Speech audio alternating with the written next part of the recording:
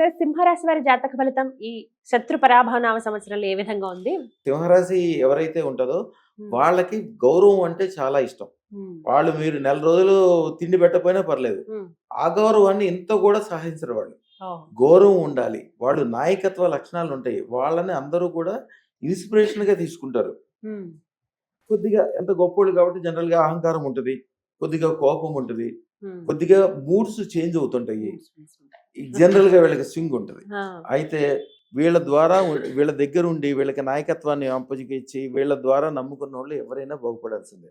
వీళ్ళకి 2-3 లక్షణాలు ఉండవు. వీళ్ళ సీదా మనుషులు వీళ్ళు.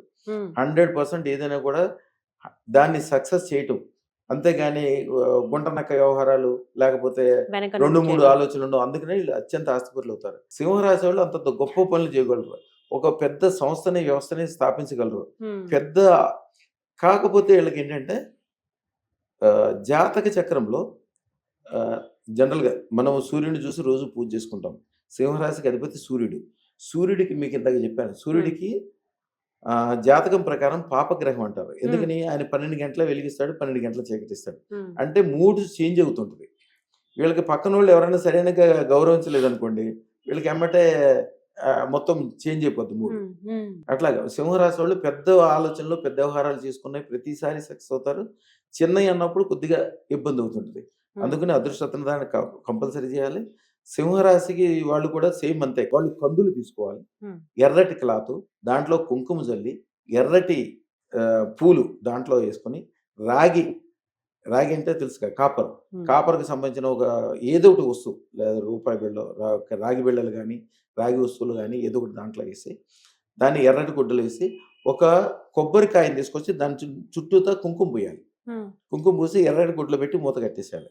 మూట కట్టేసి ఒక మంగళవారం రోజున ఆంజనేయ స్వామి గుడిలో ఉండి రాయి చెట్టు కట్టేసి, వీలుంటే 108 సార్లు లేకపోతే 11 సార్లు ప్రదక్షిణ చేసి, కొద్దిగా పెద్ద రాజ్యాధికారాలు కోరుకోవాలి. పెద్ద సంస్థ, పెద్ద వ్యవస్థ, నా కింద 1000 మంది బతకాలి, ఇట్లాగా మంచి కోరికలు కోరుకోవాలి.